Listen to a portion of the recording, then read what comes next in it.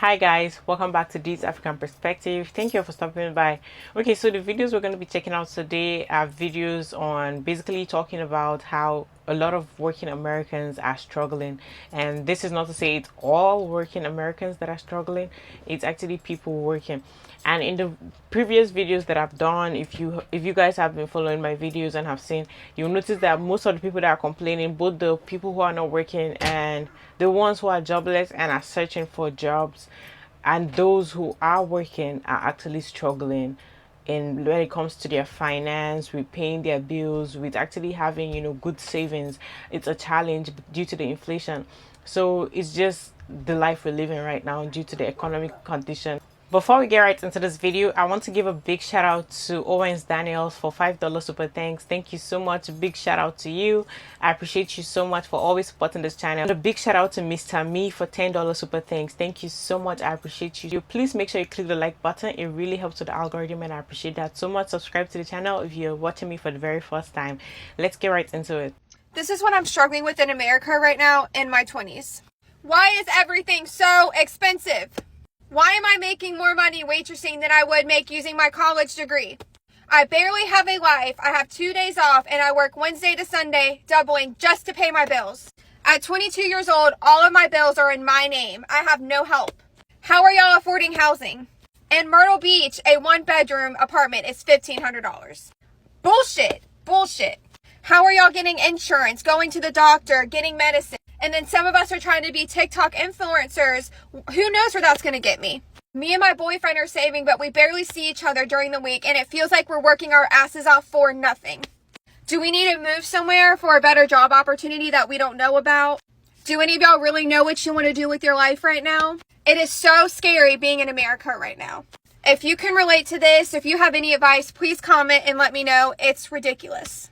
You know, I'm a millennial who grew up hearing that if you went to school, if you got a good job, and you stop eating avocado toast and buying coffee every day, that you will be able to afford a middle class lifestyle. And I'm talking about like maybe owning a home and vacations and things like that. I don't buy coffee. I don't buy avocado toast. I only eat out maybe once a month, sometimes twice, and by that I mean that I go to a taco truck in the corner, and I'm still broke AF. I'm getting my stuff ready to go do my taxes tomorrow, and this is the most money that I ever made in my life. I've never made this much money before, but you couldn't tell because I'm still living paycheck to paycheck, and I have a budget. We have one car in my family. We don't go on vacations. I eat out maybe once, sometimes twice if we go to a taco truck and maybe to like a mom and pop's restaurant close to us. I go to Target once a month for the essentials, and sometimes I throw in like a $5 thing for my daughter so she can play with, and an extra big box of Cheez-Its for my son, and those are like little luxuries for the month. I don't have student loans. I don't go crazy buying things that I don't need.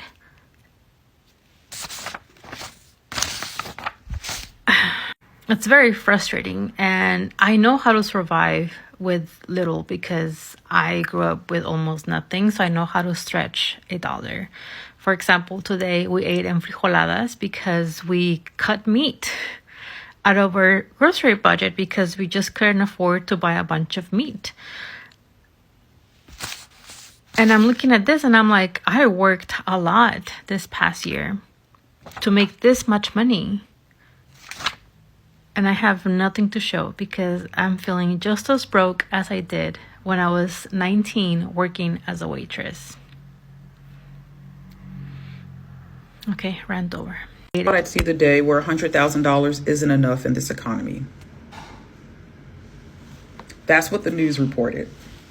That the average lower class American, they're considered lower class now if you make $100,000 a year. So if you make $100,000 a year or less, you're considered lower class. And the average person making $100,000 does not qualify to buy a home. And they possibly qualify to get on government assistance because it's just not enough in this economy. When did the American dollar start to go down? Because It's happening. The value of the American dollar has gone down substantially. And that's why the goalpost is being pushed, because as we're meeting these goals that was set, the standards that were set by our parents to get a job, go to college, we're meeting these goals and it's still not enough. I legit make more now than I ever have, and I'm struggling. Literally. Some days I still have to get out there and DoorDash, Walmart deliver, just to make ends meet. And this is a two income household. So tell me when this happened. Like when at one point $100,000, like that was more than enough in a year to survive, to go on vacation, to live comfortably. That's what I want to know. When did this become the new norm, where $100,000 is considered low income, where it's considered not even middle class? I don't even think middle class even exists anymore. I find it just weird that we're in a situation where those who are working are having the same, if not maybe similar struggles as those who are not working. And it's like, if you're working, shouldn't you have a better life? It's obviously an underpayment. That means people who are working are not being paid enough. That is the reason why people who are working are struggling and cannot even afford a living to just, live life. And it's like, many times when people even want to go out and do stuff, it's so hard for you to even decide to just live life and be happy, when all you're just thinking about is, oh, I need money, and you don't have money for even the normal basic things you need. So a situation where it's like you cannot even do other things to make you happy. All you're thinking about is bills. That will really cause a lot of depression for people, and it will make life not worth living for a lot. It's just make people just, feel like they're just zombies. This is why I feel like the cost of living has never been as bad as it is right now. Because it used to be, when the cost of living was high, it was for the things that you need in life. Food, gas, shelter, etc. All those things cost a lot of money. Right now, all of those things still cost a lot of money. And also, I feel like it's just expensive to just be alive. Like, I feel like my life, as soon as I wake up, is literally just me putting down a credit card, and it's just a tab, and life is a bartender, and it's just like, what are you going to have? And I'm just like, I'm okay. I don't really need anything today. And it's just like, oh, really? Well, if you're going to be here, you're going to need to spend money. And I'm just like, what do you mean here? I'm just in the world. And it's just like, yeah, you have to buy something now. It's even getting to the point where, like, I feel like even my thoughts are getting expensive, Like I could just have the thought of like, my nose is a little stuffy. And then all of a sudden, I open up my phone 10 minutes later and have 12 ads for like, oh, you have a pollen allergy and you got to buy these anti-pollen allergy pills or you're going to suffocate in your sleep. Sleep is the only place I still feel kind of safe. But even there, it's like I could have sleep problems for one night and then I wake up feeling kind of groggy and all of a sudden I'm getting targeted ads for melatonin gummies. It's like all of our necessities are still expensive, and then also just every increment of our life costs something. No, but riddle me this. When did life become so goddamn expensive and it's also impossible to have fun? We're in the process of buying a house, okay? We offered a bid that is very substantial, especially for first-time buyers. The house has been on the market for over a year now, so we went a little bit under the asking price, thinking, why not? Why could it hurt? It's been on the market for over a year. Tell me why. The listing agent comes back to us and says that there are now 6 bidders involved. Not only do we have a bidding war going on for a house that is absurdly expensive, but we also are planning to go on a family trip to Orlando this weekend, hopefully. I don't know. We were thinking of going to Universal Studios. Let's go. It is almost $200 to get into Universal Studios. And on top of that, it is spring break and the lines are ridiculously long everywhere you go. It's just madness. So I don't even know if going to Orlando is even an option anymore. That's fun sucker number 1. Fun sucker number 2 is a cocktail bar that me and my husband like to go to. It is great. They have great cocktails, but it's also impossible to find a ticket. The second that it goes on Resi, they're sold out. Like, I don't know who the hell buys these tickets, but they are literally sold out the second they go online. We were lucky enough to find a ticket, and guess what? We can't even go because our plans changed. The really cute part about everything is that they don't even accept cancellations. I don't know. Sorry for this rant, but this is just like, this is the new America. Like, it's unattainable, unaffordable, and unfun. So I had to cancel my kids' membership for extracurricular activities. And they said, look, you know, they take 30 days to process it, like, please utilize the services within that time. And then I get an email today, hey, just letting you know that $79 has come back to us. There'll be a $9 something fee. I know. I have no money. I also have $900 owing on an electricity bill. I am sorry, I'm just doing it a little bit tough at the moment. That's why I cancelled my membership. Oh dear. The cost of inflation is just insane. Like, I work full time. I'm working from home today. I work while sick just to be able to make ends meet. And I don't have eyelashes. I don't have my nails done. I try and repair things myself just to save on costs. I don't get my eyebrows done. I actually do that myself to save on money. I don't have, you know, the best moisturizers or cleansers or anything like that. I just use what I need, as long as no one's going without. But, you know, like, even with, you know, sensitive skins with my little ones and stuff like that, I've had to, you know, just look at alternative for laundry liquid. I've had to look at alternatives for, you know, everything, because if I'm working full time, I don't know how other people are doing it, you know, like, I'm doing it really tough. Like, I'm classed as what they call a working poor. And you do have to cut back on those luxuries. You do have to make sure that you're not buying those takeaways. You do have to make sure that, you know, you cancel those TV memberships and just have the bare minimum. Sometimes it's just the way the cookie crumbles.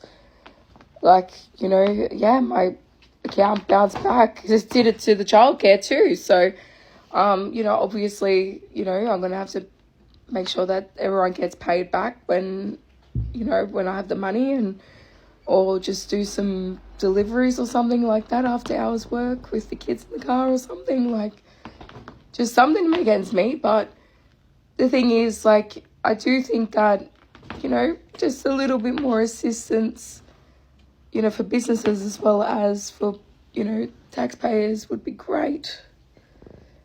You know, just a little bit, just like, I'm not expecting anything for free, or just, I don't know, just the government stepping in and making up for when people can't repay, and then us repay it and then it goes back to repaying them. Just something like that would be great, because obviously things aren't for free, and obviously circumstances change. But yeah, I'm working poor. I do not blame people who say as soon as they pay their bills, like, they will really sit down at home by all means and make sure that they enjoy their money's worth. Because right now, as soon as you just buy your groceries and you buy everything, you pay your rent, be it your mortgage or whatever, just, you know, the only thing most people are doing right now is just staying at home and chilling out and not doing anything at all. Is just the best you can do, because at the end of the day, as soon as you're out the house, you're just going to be spending, and it's just going to be a lot of money that you would just turn around and be like, wait, how did we get here? Yes, I know there are simple things that people can do for fun, and that could be more relaxing. It could just be like going to the park, but at the end of the day, you still need gas to go there, because sometimes some places are not even close to your house, and some places when you're going, you have to pay for it when you're going into the place. So it's just basically gonna cost so much. $1 million in 1993 is today over $2,070,000 US dollars. $80,000 a year used to be amazing, but in 5 years from now, $80,000 a year is going to be the salary of people who are scraping by, living paycheck to paycheck. Every single time I open my phone, I see people talking about inflation, and people are catching on to it, but they think that the solution is working more, working harder. The cost of living and lifestyle are simply not keeping up with each other. Salaries went up 27%, except the cost of homes has gone up over 148%. Like, 27% doesn't sound good anymore. There's clearly a problem, and staying busy or getting another job is simply not a solution anymore. You need to develop the millennial and Gen Z type of mindset and realize that there is a smarter way. Yes, hard work should 100% be valued, but if it's not smart hard work, then it's stupid hard work. The e-learning market is set to hit $840 billion. Learn high-income skills that provide value to the market and save your future. Look, this is the most obvious thing in the world, but I'm gonna just say this shit again, because some folks really be thinking that shit sweet. If it's anything, if jobs are paying anything under, I'll say $17 an hour, even though that's not even that much. If they paying under $17 an hour, don't get that job, bro. Or if it ain't no second job or, no secondary job, then okay, I understand that. But if it's your main job and you ain't making over $17 an hour, get the fuck away from that shit. What the fuck you think people supposed to do with $15 an hour and you got rent, kids, daycare, and all that shit? These jobs really think motherfuckers ain't got bills. Car insurance, hell, groceries, about $1,000 a fucking month. That should be killing me. Bro, you need minimum $20 an hour to survive out here, bro. Like, it's bad. And even then, $20 an hour is just like, damn, I still need more fucking money for fucking bills. That's just me, though. Is an $80,000 salary enough money to live comfortably in the United States? Typically what happens is that as people make more money, they want nicer things, they want better experiences, they want to see better restaurants, and that's what you call lifestyle inflation. You're spending more money than you actually have. Just because your paycheck is increasing doesn't mean that your habit should increase. There are plenty of reasons why somebody might live paycheck to paycheck. This one is the most common. After high school or college, you had to move the fuck out quickly. You didn't have the luxury to stay at your parents' house and build up a nest egg. Some people are able to stay at home and save $10, $20, $50,000 before ever moving out. They don't even get charged rent at home. You are able to get ahead of everyone else. Realistically, if you are living paycheck to paycheck and you're making $80,000 to $100,000 or more, it's probably because of your spending habits. People don't like to hear that, but that's what it is. If you quite literally take 1 month, maybe 4 to 6 weeks, and just don't do shit, don't eat out as often, don't go out and spend unnecessary money on drinks, and don't buy bullshit, you can put yourself ahead probably 2 to 3 months.